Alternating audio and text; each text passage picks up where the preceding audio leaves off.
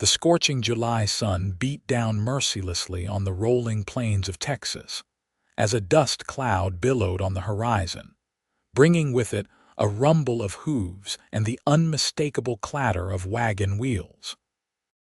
Amelia Blackburn clutched her threadbare shawl tightly around her shoulders, despite the heat that had long since turned her once fine dress into a sweat-soaked rag. The year was 1874, and Amelia's world had just collapsed beneath her feet like the dry Texas soil during drought. "You'll marry him, and that's final," her uncle had declared 3 days prior, his voice carrying the same harsh finality as the judge who had sentenced her father to hang. "Thaddeus Crawford has offered a handsome sum, and with your father gone and your mother in the ground, you've no say in the matter." Fort Worth loomed ahead, its weathered buildings shimmering in the heat like a mirage. Amelia had heard tales of this frontier town, where cattle barons and outlaws mingled in the streets, where fortunes were made and lost on the turn of a card. She never imagined she would arrive as chattel, traded to a man she'd never met for the settlement of her uncle's gambling debts. The wagon jolted to a stop at the edge of town.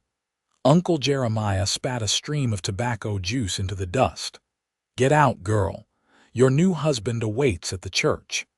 Amelia's feet touched the scorching dirt, her boots having been claimed by her cousin before they left Arkansas. "I have no shoes," she said, her voice barely above a whisper. "Crawford's buying you, not your footwear," Uncle Jeremiah laughed, the sound as dry as the creek beds they'd crossed. "Get moving." With each step toward Fort Worth, the hot dirt burned Amelia's tender feet. Curious onlookers watched from porches and doorways, their gazes a mixture of pity and morbid fascination. A forced bride was nothing new in these parts, but there was something in Amelia's proud bearing, despite her circumstances, that caught their attention. Thaddeus Crawford waited at the small white church on the edge of town, a man of 50 with cold eyes and hands that had never known an honest day's work. The local preacher, a man too fond of whiskey to question the arrangement, stood ready with his Bible. "This the girl?" Crawford asked, eyeing Amelia like a horse at auction. "Bit scrawny, ain't she? She'll fatten up once she's doing womanly duties," Uncle Jeremiah replied with a crude laugh. "Got the papers right here. She's yours once you sign."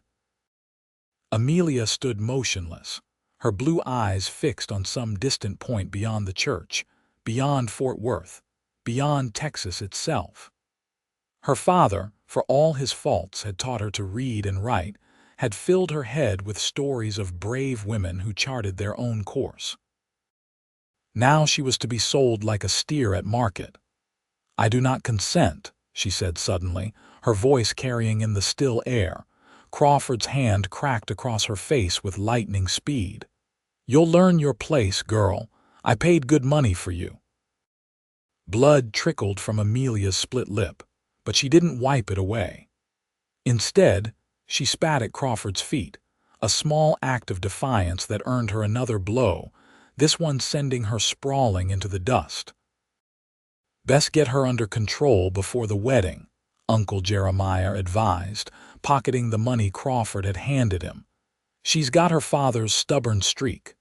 The church door creaked open and the preacher peered out. "We ready to proceed with the ceremony?" Amelia pushed herself up, dust coating her tear-streaked face when a shadow fell across her. A tall figure stood between her and the afternoon sun, the silhouette unmistakable with its wide-brimmed hat, and the easy stance of a man accustomed to long days in the saddle. "Seems to me," said a deep voice, "that the lady ain't exactly rushing to the altar." Crawford's face purpled. "Mind your business, stranger. This is a private matter. Making a woman bleed in the street ain't private in my book." The newcomer knelt beside Amelia, offering a hand. His face came into view, sun-bronzed and weathered, with eyes the color of a summer storm. He couldn't have been more than 30, with a quiet confidence that spoke of hard-won experience. "Ryan Irwin," he introduced himself. "Ranch foreman for the Double Cross just north of here." "This ain't your concern, Irwin," Crawford snarled. "The girl's uncle and I have an agreement." Ryan's hand drifted to the revolver at his hip, though he didn't draw it. "Miss, this what you want?" Amelia's eyes met his, searching for deception and finding none. "No," she said simply. "It is not." "She's barely 18 and don't know her own mind," Uncle Jeremiah interjected. "Her father left her with nothing but debts." "Then it seems to me she's got a right to work those debts off herself, rather than being traded like cattle," Ryan replied evenly. He turned to Amelia. "The Double Cross is short-handed. Cook just quit, and Mrs. Henderson at the main house could use help with the mending and such. It's honest work for fair pay." Crawford stepped forward, fists clenched. "I paid for her. She's mine." Ryan's voice remained calm, but his eyes hardened. "No man owns another in Texas, Crawford. Not anymore." A small crowd had gathered now, drawn by the commotion. Among them was Sheriff Miller, a grizzled veteran of both the Mexican-American War and the more recent conflict between the states. "What's this ruckus?" the lawman demanded, his hand resting on the butt of his revolver. "Just a disagreement over a business transaction," Crawford said smoothly. "He purchased me from my uncle." Amelia spoke up, her voice stronger now. "Like property." The sheriff's weathered face creased in a frown. "That true, Jeremiah?" Uncle Jeremiah shifted uncomfortably. "She's my ward. Law says I can arrange her marriage."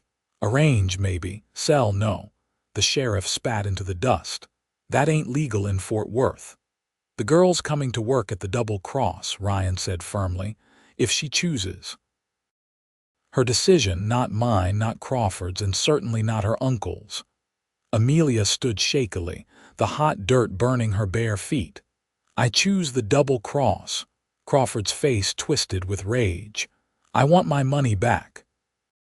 "Consider it payment for the lady's shoes," Ryan said, nodding toward Amelia's bare feet. The crowd tittered, and Crawford's hand twitched toward his gun. Sheriff Miller stepped between them. "Don't try it, Crawford. Not unless you fancy seeing the inside of my jail." Crawford stared at Ryan with naked hatred. "This ain't over, Irwin." Ryan helped Amelia toward his horse, a tall bay with a white blaze. "Can you ride?" he asked. "Yes," she replied, though in truth she had ridden only rarely. He lifted her easily onto the saddle, then swung up behind her. The crowd parted as they rode through town, Amelia acutely aware of the strong arms that held the reins on either side of her. "Why did you help me?" she asked as they left Fort Worth behind. Ryan was silent for a long moment. "My sister," he finally said. "She was forced to marry a man who beat her until there wasn't much left of the girl I knew. By the time I found them, she was buried behind their cabin. He wasn't far behind her." The implication hung in the air between them. Amelia didn't press for details. Instead, she said, "I'm sorry about your sister, and I'm grateful for your intervention. Truly." "Double Cross is about 2 hours north," Ryan explained, changing the subject. "Mr. Henderson's a fair boss. His wife lost their daughter to fever last year. She's been needing help around the house, and I reckon she'll take to you." As they rode through the Golden Plains, Amelia gradually relaxed against Ryan's solid presence. For the first time in months, since her father's arrest for a crime she knew he hadn't committed, she felt something close to safe. The Double Cross Ranch sprawled across several thousand acres of prime Texas grazing land. The main house, a substantial 2-story structure of local limestone, stood on a gentle rise overlooking corrals, barns, and bunkhouses. A creek meandered through the property, lined with cottonwoods that provided blessed shade. Joseph Henderson, the owner of the Double Cross, was a barrel-chested man in his 50s with a thick beard streaked with gray. He listened to Ryan's explanation with growing outrage. "Selling a young woman like she's no more than a brood mare," he growled. "Disgraceful." "Of course you can stay, Miss Blackburn. Martha will be pleased for the company." Martha Henderson proved to be a small, bird-like woman whose eyes still carried the shadow of recent grief. She took one look at Amelia's bare feet and torn dress and immediately bustled her away to be bathed, clothed, and fed. "You poor dear," she clucked, drawing a bath in a copper tub behind a screen in the kitchen. "Men can be such brutes, but Ryan's a good sort. He wouldn't have brought you here if he didn't think you'd be safe." Amelia sank into the warm water, nearly crying at the simple luxury. "I don't know how I'll repay such kindness." "Nonsense. You'll earn your keep. I need help with the mending, cooking, cleaning. Can you raid?" "Yes, madam." "My father made certain of it." "Good. I've a mind to organize Joseph's ledgers properly, but my eyes aren't what they used to be. Now wash up, and we'll find you some proper clothes and shoes." That night, Amelia slept in a small but clean room that had once belonged to the Hendersons' daughter. The bed was soft, the sheets smelled of lavender, and for the first time since her father's hanging she slept without fear. Days passed, then weeks. Amelia settled into the rhythm of ranch life, rising before dawn to help Martha with breakfast for the ranch hands, spending mornings on household tasks, afternoons assisting with the bookkeeping that Joseph had neglected. She rarely saw Ryan, who was occupied with the fall roundup, preparing cattle for the long drive to the railhead in Kansas. When she did catch glimpses of him returning dusty and tired with the other cowboys, or conferring with Joseph in the study, he treated her with a distant politeness that both relieved and oddly disappointed her. On a particularly hot afternoon in late August, Amelia was hanging laundry in the yard when she noticed a rider approaching at speed. The horse was lathered, its sides heaving, and the rider slumped in the saddle. "Mr. Henderson," she called, running toward the house. "Rider coming in fast." Joseph emerged from the barn, shading his eyes against the sun. "That's Pete Wilson from the South Range," he said, frowning. "Something's wrong." The rider nearly fell from his horse, caught by Joseph's strong hands. "Rustlers," Pete gasped. "Hit the south herd. Ryan and the boys are holding them off, but they're outnumbered. Sent me for help." Joseph's face hardened. "How many?" "10, maybe 12. Crawford's gang by the look of them." Amelia's heart stuttered at the name. Crawford had made good on his threat then. Joseph turned to the ranch hands who had gathered. "Saddle up, boys. We ride in 5 minutes." He glanced at Amelia. "Miss Blackburn, tell Martha what's happened, and fetch my rifle from the study." Within minutes, Joseph and 6 armed men thundered away from the ranch, leaving only the cook, an elderly stable hand, and Amelia with Martha. The 2 women paced the porch, jumping at every sound. "Joseph knows what he's doing," Martha assured her, though her clasped hands betrayed her anxiety. "And Ryan's the best shot in the county." Night fell, and still no word. Amelia helped Martha prepare a meal that no one ate, then sat with her in the parlor, pretending to read while straining to hear hoofbeats. It was well past midnight when they finally came. Martha rushed to the window at the sound. "It's them," she breathed. "Thank God." They hurried onto the porch. The men rode in slowly, exhaustion evident in the slump of their shoulders. Joseph dismounted heavily, his face grim.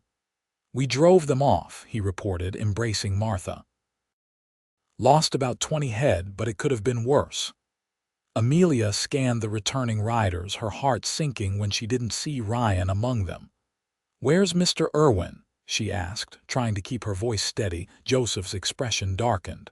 "Crawford winged him. Nothing serious, but he's lost some blood. Pete and Tom are bringing him in the wagon. Should be along shortly."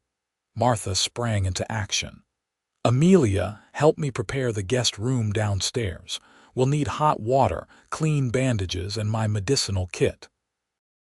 By the time the wagon rumbled into the yard, the room was ready. Ryan was conscious but pale, his left arm bound in a makeshift bandage that was soaked with blood. "Just a scratch," he insisted as Pete and Tom helped him from the wagon. "Bullet went clean through." "Let Martha be the judge of that," Joseph said gruffly. "You're no good to me dead from blood poisoning." In the guest room, Martha examined the wound with experienced hands. "You're lucky," she pronounced. "Missed anything vital, but it needs proper cleaning and stitching." She glanced at Amelia. "You squeamish, dear," Amelia shook her head. "I nursed my father through pneumonia before he—" She trailed off. "I can help. Good girl. Hold the lamp steady while I work." Ryan's eyes found Amelia's as Martha began cleaning the wound. He didn't flinch, though she could see the pain in the tightening around his eyes. "Crawford was looking for you," he said quietly. "Said he'd burn the double cross to the ground if we didn't turn you over." Amelia's hand trembled, causing the lamplight to dance across the walls. "This is my fault. I should leave before anyone else gets hurt." "Nonsense," Martha said sharply, threading a needle. "You're not responsible for that man's wickedness." "Martha's right," Ryan agreed, wincing as the needle pierced his skin. "Besides, Crawford won't be troubling anyone for a while. Sheriff Miller's been looking for an excuse to lock him up. Cattle rustling ought to do the trick." "Hold still," Martha ordered, tying off a neat stitch. "Amelia, in my kit there's a bottle of whiskey. Mr. Irwin could use a measure for the pain, and so could I for my nerves." The next morning, Amelia rose early to check on Ryan. She found him already awake, attempting to put on his shirt one-handed. "Let me help," she offered, setting down the tray of breakfast she'd brought.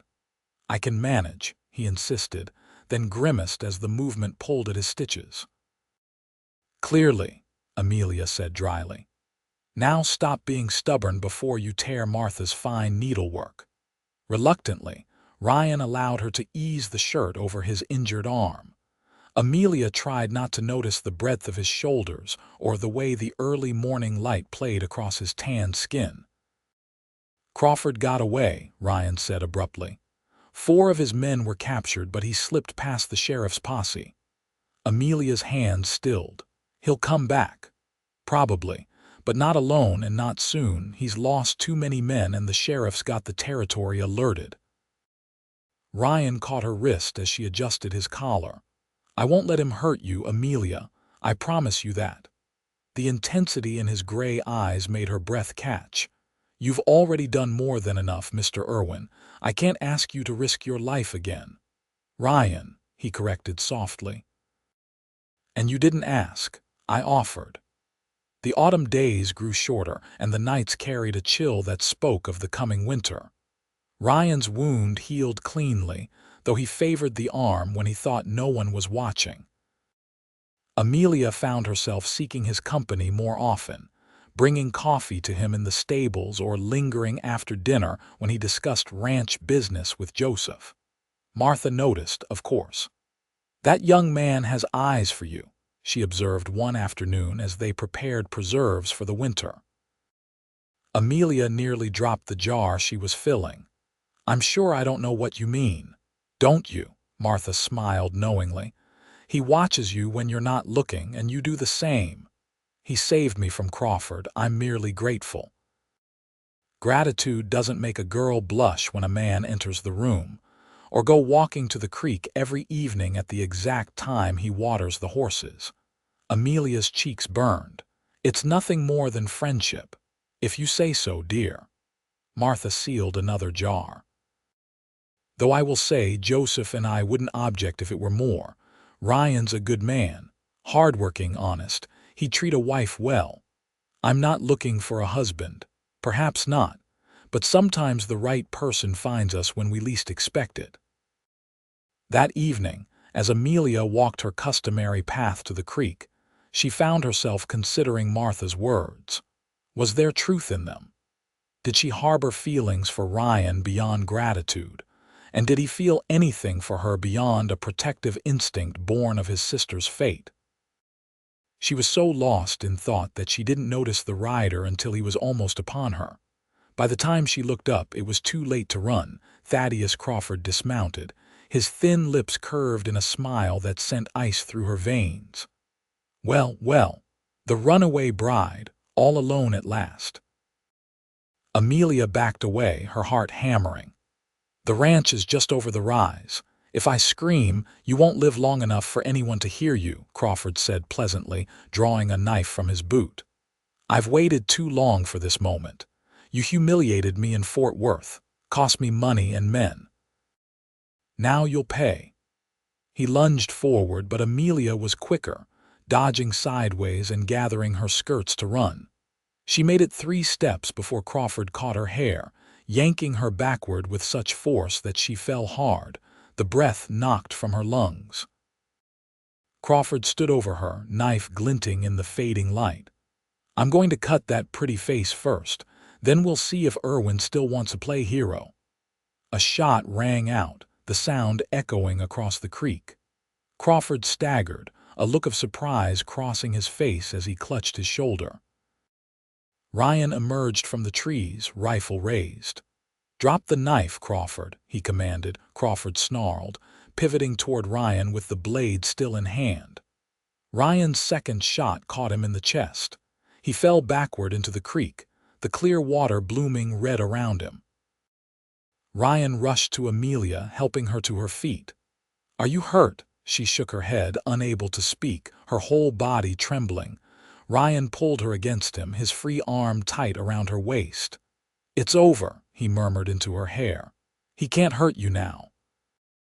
They stood like that for what seemed like hours, Amelia's face pressed against the solid warmth of his chest, Ryan's heartbeat strong and steady beneath her ear. When she finally stopped shaking, he reluctantly released her. We need to notify the sheriff, he said, his voice rougher than usual. And get you back to the house. The aftermath was mercifully brief. Sheriff Miller rode out the next day, took statements from Ryan and Amelia, and ruled the shooting justified self-defense. Crawford's body was buried in an unmarked grave on unconsecrated ground at the edge of Fort Worth. That's the end of it, the sheriff told them before riding away. The rest of Crawford's gang has scattered. You shouldn't have any more trouble from that quarter. Life at the Double Cross settled back into its rhythm, but something had changed between Amelia and Ryan. There was a new awareness, a tension that hummed in the air whenever they were near each other. They spoke little of what had happened at the creek, yet it bound them together as surely as if they'd exchanged vows.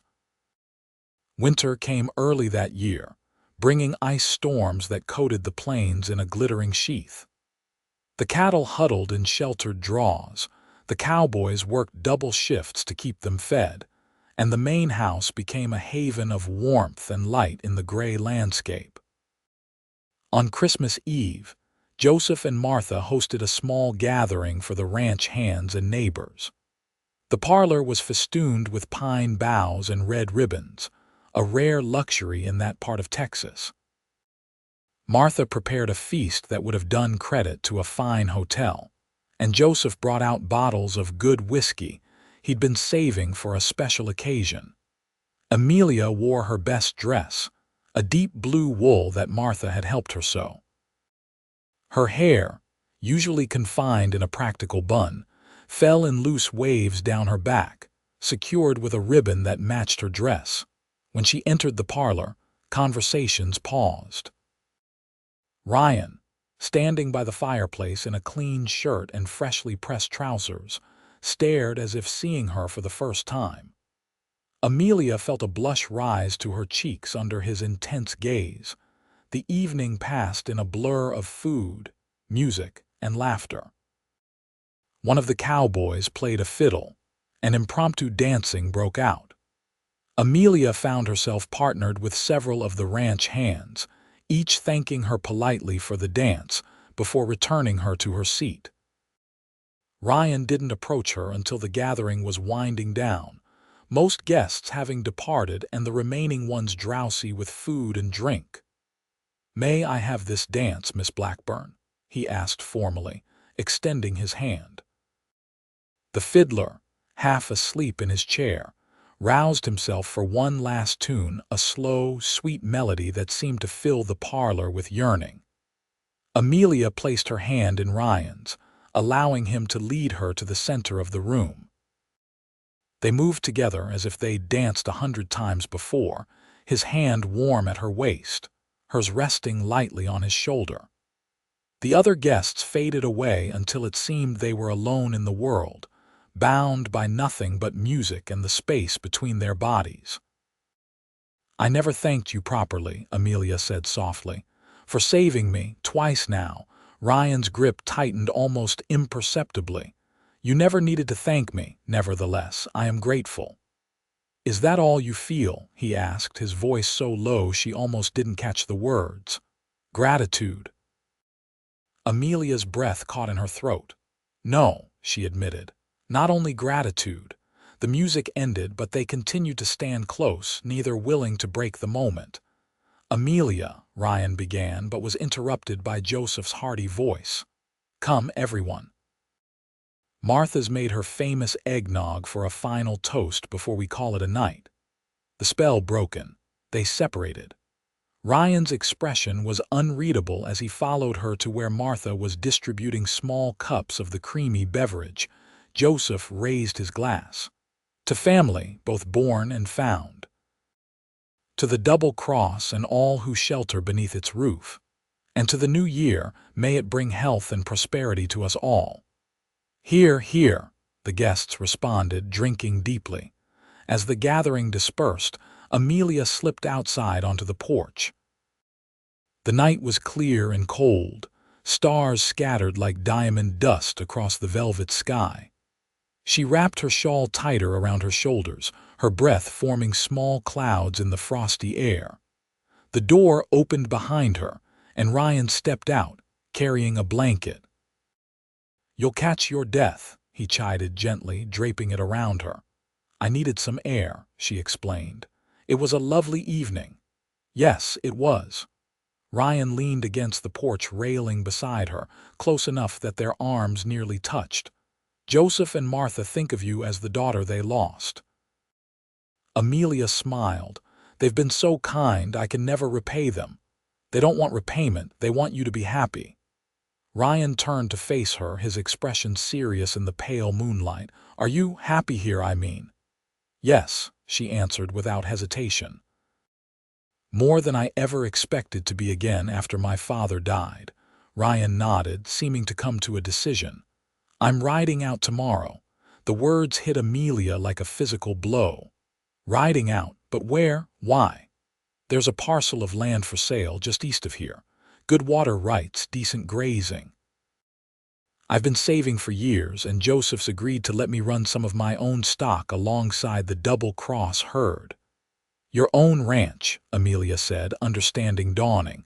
"That's wonderful, Ryan, truly." "It's nothing grand. A small cabin, some corrals, room to grow, though." He took a deep breath. "It needs a woman's touch." Amelia stared at him, hardly daring to hope she understood his meaning. "Does it?" Ryan took her cold hands in his warm ones. "I'm not a man of fancy words, Amelia. I can't offer you silk dresses or grand houses. But I can offer you my name, my protection, and every beat of my heart for as long as I live." Tears stung Amelia's eyes. "Are you asking me to marry you, Ryan Irwin?" "I am, though I reckon I'm making a mess of it." A rare smile softened his features. "I love you, Amelia Blackburn." "Will you be my wife?" Amelia's answer was to throw her arms around his neck, the blanket falling forgotten to the porch floor. "Yes," she whispered against his lips. "Yes, I will." They were married on New Year's Day, 1875, in the parlor of the Double Cross. Martha had insisted on sewing Amelia a proper wedding dress, a confection of ivory silk with seed pearls sewn along the bodice. Joseph gave her away, his gruff voice breaking as he placed her hand in Ryan's. The entire county, it seemed, turned out for the celebration that followed. Tables groaned with food, whiskey flowed freely, and the dancing continued well into the night. Ryan and Amelia slipped away as the stars appeared, riding double on his horse to the small cabin that would be their home. It was simple but sound, built with his own hands over the past months whenever he could spare time from his duties at the Double Cross. A stone fireplace dominated one wall, already laid with wood that caught quickly from Ryan's match. The few pieces of furniture were solid and well made: a table and chairs, a chest of drawers, and a bed covered with a quilt that Martha had pieced as a wedding gift. "It's perfect," Amelia declared, turning in a slow circle to take it all in. "It's only the beginning," Ryan promised, drawing her into his arms. "We'll build something fine here, you and I." Outside, the Texas wind picked up, whistling around the corners of their cabin. Inside, the fire cast dancing shadows across the walls as husband and wife began their life together. Spring arrived in a riot of wildflowers that carpeted the prairie. Amelia planted a vegetable garden behind the cabin and set out rose cuttings that Martha had given her. Ryan's small herd of cattle grew as calves were born, strong and healthy under his watchful care. They settled into the rhythm of ranch life, Ryan working from dawn to dusk with the cattle, Amelia managing their home and riding out to bring him lunch when his work took him far afield. In the evenings, they sat on the porch he'd built, watching the sunset paint the sky in impossible colors. "I never thought I could be this happy," Amelia confessed one such evening, her head resting on Ryan's shoulder. "After my father died, I believed that part of my life was over." Ryan's arm tightened around her. "He would be proud of you, the way you've built a new life." "I hope so." She hesitated. "I have something to tell you." Ryan turned to look at her, concern crossing his features. "What is it?" A slow smile spread across Amelia's face. "We're going to have a baby, in the fall." Joy transformed Ryan's expression. He gathered her into his arms, lifting her off her feet in an uncharacteristic display of exuberance. "A baby? Are you certain?" Martha confirmed it yesterday. "She said I'm healthy and strong and there's no reason to worry." Amelia laughed as he set her down. "Though she did say you'd better start building a cradle." Ryan dropped to his knees, pressing his face against her still flat stomach. "Hello in there," he murmured. "Your mama and I can't wait to meet you." Tears of happiness welled in Amelia's eyes as she stroked his hair. From forced bride to beloved wife, and soon to be mother, her journey had been one she could never have imagined that day in Fort Worth when she stood barefoot in the dust, facing a future not of her choosing. The summer passed in a haze of heat and anticipation. Amelia's body changed, her dresses needing to be let out, her movements becoming more measured as the child within her grew. Ryan was attentive to the point of hovering, insisting she rest in the heat of the day and bringing her wild strawberries from the creek bank because she'd mentioned craving something sweet. In September, a drought gripped the territory. The creek dwindled to a trickle, and the grass turned brown and brittle. Ryan worked tirelessly to keep the cattle watered, sometimes not returning until long after dark. "You're working too hard," Amelia fretted one night as he collapsed into bed beside her, too exhausted even to eat the supper she'd kept warm. "I won't lose a single head," he murmured, his hand finding the swell of her belly. "Not with this little one coming." October brought blessed rain, a gentle soaking that lasted 3 days and turned the parched land green again. As if the rain had been a signal, Amelia's labor began on the 4th morning, her waters breaking as she stood at the stove preparing breakfast. "Ryan," she called, clutching the edge of the table as the first contraction seized her. He appeared instantly, taking in the situation with a glance. "I'll fetch Martha." "There's time," Amelia assured him, though in truth she wasn't certain. "The panes are still far apart." Ryan wouldn't hear of waiting. He helped her to bed, threw together the birthing supplies Martha had instructed them to prepare, then saddled his fastest horse and rode for the double cross, as if pursued by demons. He returned with Martha in the wagon, Joseph driving while Martha held on grimly, her medical bag clutched in her lap. By then, Amelia's labor had progressed rapidly, the contractions coming hard and fast. "Men out," Martha ordered as soon as she entered the cabin. "Joseph, wait on the porch." "Ryan, boil water and then join him." The hours that followed were a blur of pain and effort for Amelia. Martha's calm voice guided her through each contraction, her experienced hands checking the baby's position, her cool cloth wiping Amelia's sweat-soaked brow. Outside, Ryan paced the porch like a caged mountain lion, jumping at every sound from within the cabin. Joseph watched with the amused tolerance of a man who'd been through it himself. "Sit down, boy," he advised. "Women have been doing this since Eve. Martha knows her business."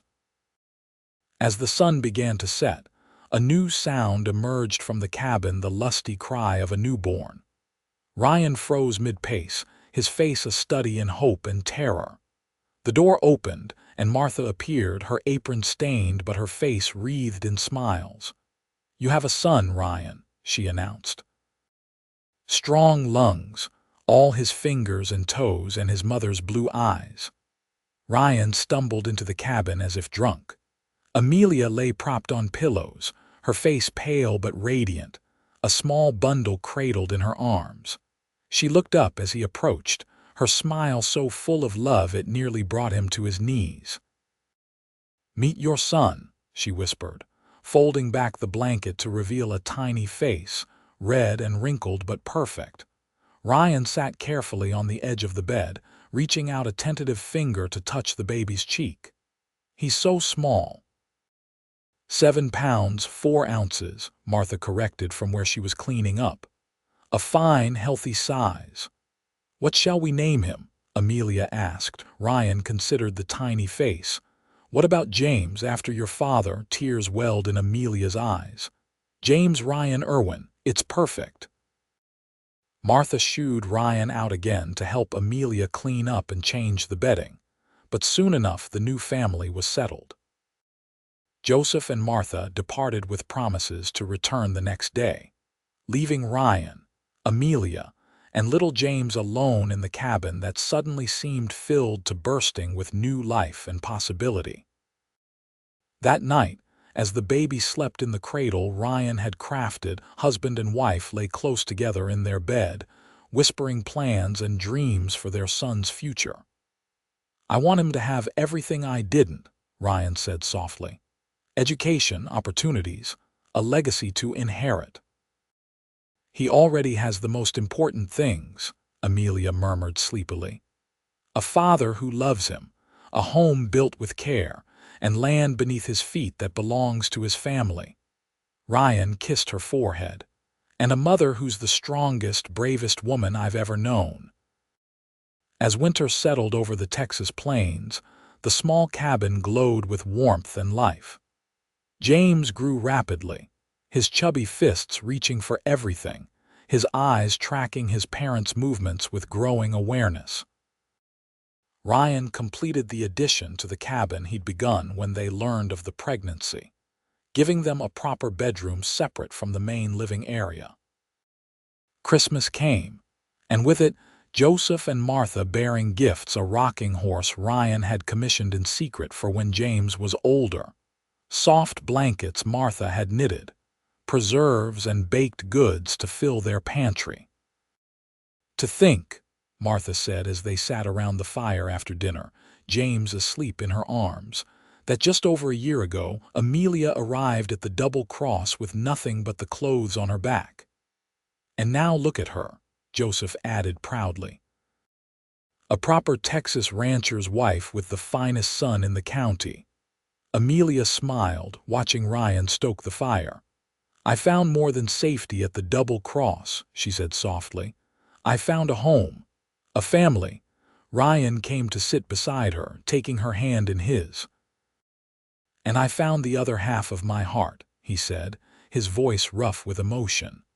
"A partner for all my days." The years flowed by like the creek that bounded their property, sometimes rushing, sometimes gentle, but always moving forward.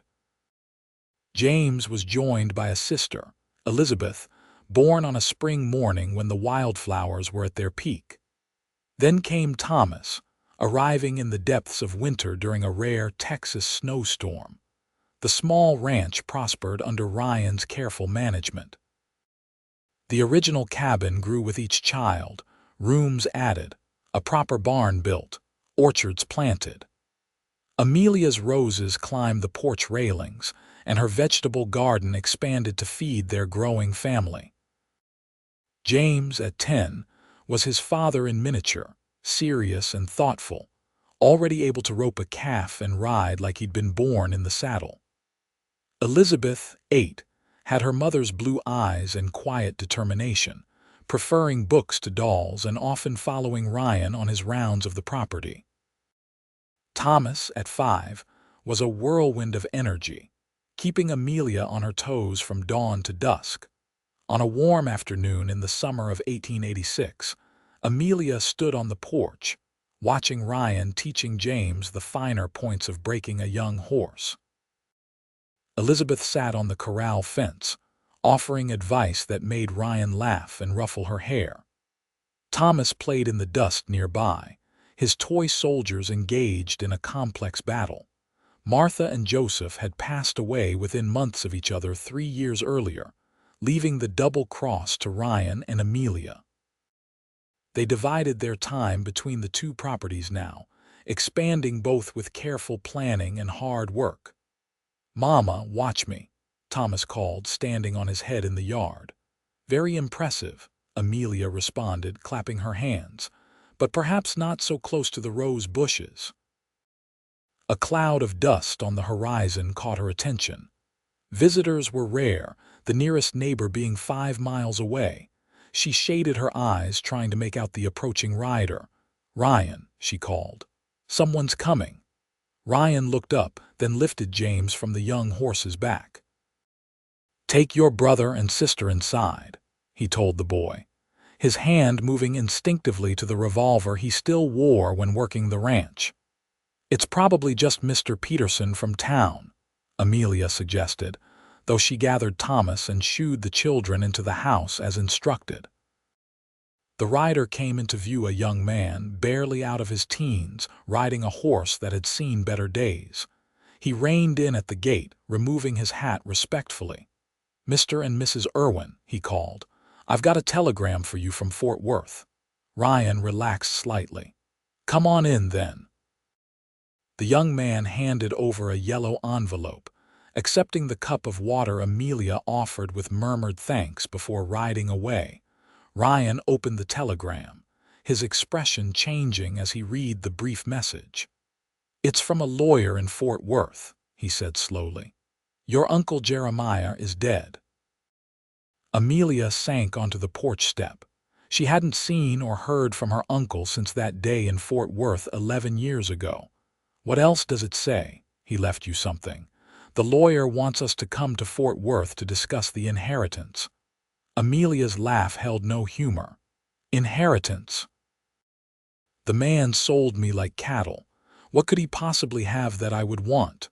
Ryan sat beside her, taking her hand. "We don't have to go. We can write back and decline whatever it is." She was silent for a long moment, watching the children who had ventured back onto the porch, curious about the visitor. "No," she finally said. "I want to go. I want to close that chapter once and for all." A week later, they left the children with their trusted foreman's wife and made the journey to Fort Worth. The town had grown substantially in the years since Amelia had stood barefoot in its dusty street. Brick buildings now lined Main Street, and a proper train station serviced the growing community. The lawyer's office was in one such brick building, his name Harold Winters, attorney at law, painted in gold leaf on the door. He received them promptly, a small man with spectacles and ink-stained fingers. "Mrs. Irwin, Mr. Irwin," he greeted them, indicating chairs before his desk. "Thank you for coming. I understand you had a long journey." "Let's get to the point," Ryan said, not unkindly but with the directness that characterized him. "What exactly did Jeremiah Blackburn leave my wife?" Mr. Winters shuffled some papers. "Your uncle owned a parcel of land north of town, approximately 500 acres, with water rights to Miller's Creek. In his will, he specified that it should go to you, Mrs. Irwin, as, and I quote, some small recompense for past wrongs." Amelia stared at the lawyer in disbelief. 500 acres? That's impossible. "My uncle never had 2 pennies to rub together. He gambled away my father's farm within a month of inheriting it. Nevertheless, the land is legally his to bequeath, and now belongs to you." Mr. Winters pushed a document across the desk. "Here is the deed, transferred to your name. The taxes are paid through the end of the year." Ryan examined the deed carefully. "This land adjoins the northeast section of the Double Cross," he observed. "I've had my eye on it for years, but the owner refused to sell." "That would be because Mr. Blackburn was holding it for his niece," the lawyer explained. "He purchased it shortly after your departure from Fort Worth, Mrs. Irwin, as I understand it, with money he received from a Mr. Crawford." Amelia's hand flew to her throat. "He used Crawford's money to buy land for me? I don't understand." Mr. Winters removed his spectacles, polishing them with a handkerchief. "Your uncle left a letter. Perhaps it will explain better than I can." He handed her an envelope, yellowed with age. With trembling fingers, Amelia broke the seal and unfolded the single sheet within. "Amelia," she read aloud, "by the time you read this, I will be gone. I cannot ask your forgiveness for what I did. I was a weak man, drowning in debt, and I took the easy path. When that cowboy took you away, I was angry at first. But then I saw it for what it was, a chance for you to escape the fate I had consigned you to. Crawford paid me $500 for you. I used it to buy this land, intending it as a wedding gift when you married a man of your choosing. But shame kept me from contacting you, and the years slipped away. I learned of your marriage and your children from travelers passing through. I heard that you are happy, that your husband is a good man who treats you well. This land is yours by right, bought with the price another man put on your head, but transformed, I hope, into something of value. May it serve you and your family better than I served mine. Your uncle, Jeremiah Blackburn." Silence filled the office when Amelia finished reading. She folded the letter carefully, returning it to its envelope. "He kept track of us," she said finally, her voice barely above a whisper, "all these years." Ryan's hand covered hers. "What do you want to do?" Amelia looked at the deed on the desk. 500 acres that would connect their 2 properties, creating one of the largest ranches in the county. Land their children would inherit, that would secure their family's future for generations. "We accept the inheritance," she told the lawyer firmly. "And we'll use it well." They rode home in thoughtful silence, each processing the unexpected turn of events. As they crested the final hill before their ranch came into view, Ryan reined in his horse. "Are you all right?" he asked, studying Amelia's face in the golden light of late afternoon. She nodded, her eyes on the sprawling property below the house, with smoke curling from its chimney, the barns and corrals, the fields where their cattle grazed, and beyond, the new land that would now be part of their legacy. "I was thinking about that day in Fort Worth," she said. "How lost I felt, how hopeless." Ryan reached across the space between their horses to take her hand. And now, a smile bloomed on Amelia's face. Now I know that sometimes the worst moments of our lives can lead us exactly where we need to be." They rode down the hill together, toward the home and family they had built from nothing but love, determination, and the courage to create a future neither of them could have imagined on that fateful day when a barefoot bride stood in the dust, and a cowboy changed her destiny forever. 3 years later, on their 15th wedding anniversary, Ryan took Amelia for a ride across their expanded property. The summer sun beat down, much as it had the day they first met, but now Amelia rode her own horse, a gift from Ryan on her 30th birthday. They stopped at a familiar spot by the creek, where Ryan had built a small gazebo overlooking the water. A picnic basket waited, courtesy of their eldest daughter who was growing into a fine cook under Amelia's guidance. 15 years, Ryan marveled as they sat on the bench, sharing bread, cheese, and the first apples from the orchard they'd planted. "Sometimes it feels like yesterday that I saw you standing in the street in Fort Worth. And sometimes it feels like another lifetime," Amelia replied, leaning against his shoulder. "So much has changed." Their ranch now sprawled across 3,000 acres, one of the most prosperous in the county. James, at 14, was preparing to attend school in Austin come fall, the education his father had always wanted for him. Elizabeth, 12, already had her heart set on teaching, devouring books with an insatiable appetite. Thomas, 9, showed a natural talent for working with horses that surpassed even Ryan's skill. And little Sarah, born the year after they received Jeremiah's inheritance, was a sunshine child of 6 who had her father wrapped firmly around her finger. Ryan pulled a small package from his pocket. "I have something for you." Amelia unwrapped the paper to find a silver locket, intricately engraved with roses. Inside were miniature portraits of their 4 children, painted by a traveling artist who had stayed with them the previous winter. "Oh, Ryan," she breathed, touching the tiny faces with a gentle finger. "It's beautiful." "Not half as beautiful as the family you've given me," he said, helping her fasten the locket around her neck. "Or the life we've built together." The sun was beginning its descent toward the horizon when they finally mounted their horses for the ride home.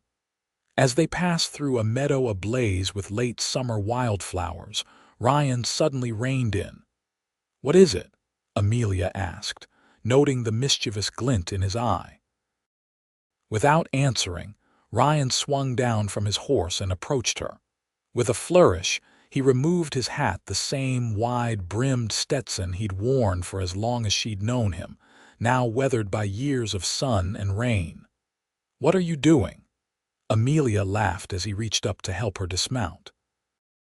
Her bare feet touched the warm earth. She had long since adopted the habit of riding shoeless in summer, much to her children's amusement. Ryan placed his hat over her face, the brim casting her in shadow, and then his lips found hers in a kiss that held all the passion of their first embrace and the deep, abiding love of 15 years shared.